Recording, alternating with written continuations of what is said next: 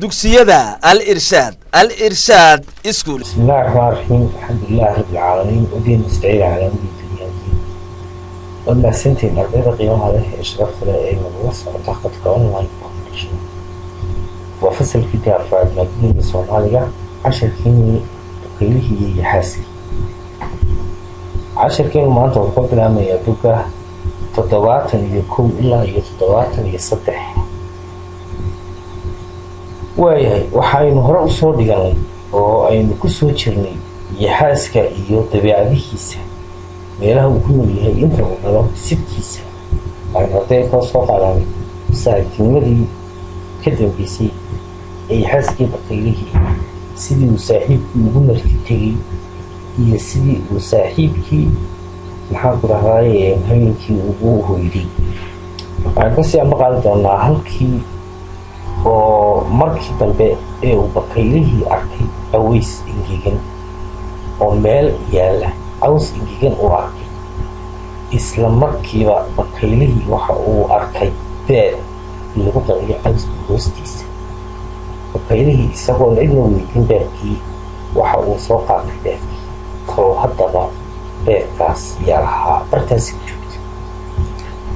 waayahaasi kasii daba qaadanaa waxay maraydaa baqaylihii oo beedkii helay balse laakiin aan la garanaynin cid beedkaas baqaylihuna aanu aqoonin inaguna aynaan gelin haddaba maadaama oo uu baqayluhu gaajoonayay waxa uu go-aansaday in uu beedkaas habeenkaa karsado waxa aanu ku karsaday dabkii uu shitay ee uu madaga ka shitay labada gol ee uu isku xukay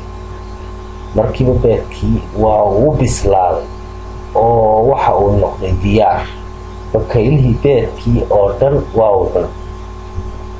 beedkii oo dhan wuu cunay markii uu karsaday wuu cunay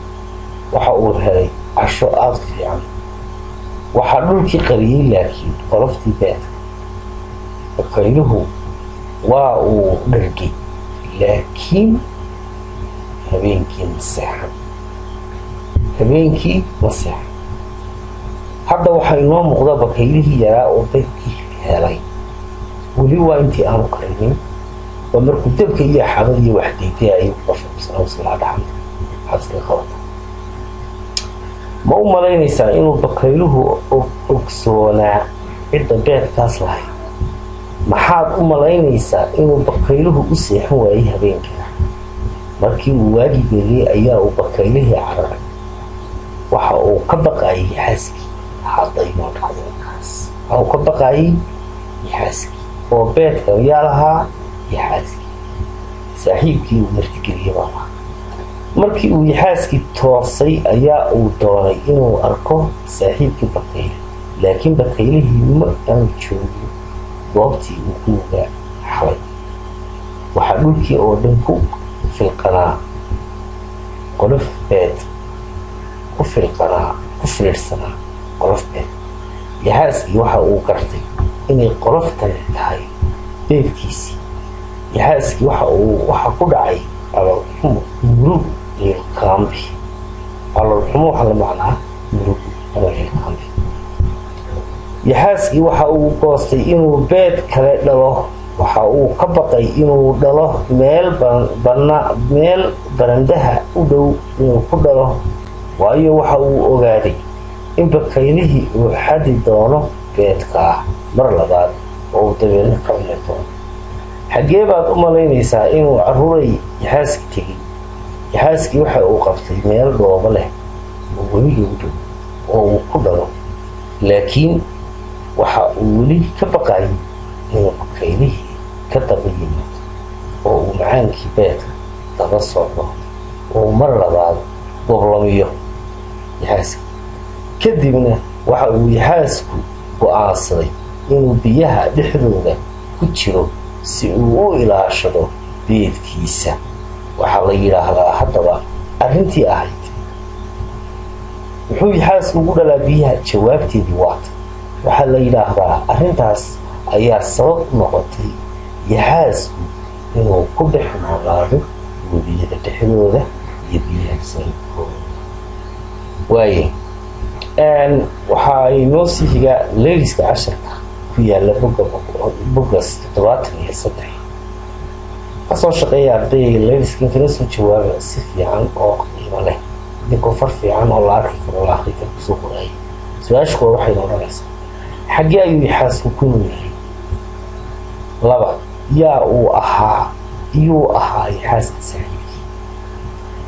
bakayluhu muxuu u seexan waayay aqalka gudihiisa habeenkii si uu isku kululeeyo maxaa uu sameeyay bakayluhu maxaa uu xaasku ugu dhalaa ukunta dhiiqada dhexdeeda webiga qarkiisa ku taal dhiiqada dhexdeeda dhiiqo waa dhiiri dhiiqo macnaheedu waa dhiiri dhiiqada dhexdeeda iyo webiga qarkiisa maxaa xaasku uusan ugu noolayn guryaha dhexdooda xaasku uusan ugu noolayn guryaha dhexdooda ee u qabtay webiyaasha dhexdooda darsigeenu markaas buu maanta inoogu joogayaa inta online ka hor intii ka tegaya idinka oo aydii waqtigoodii wacan yahay sidankuna inoo ficnaado barashaduna inoo sii socoto inoo diris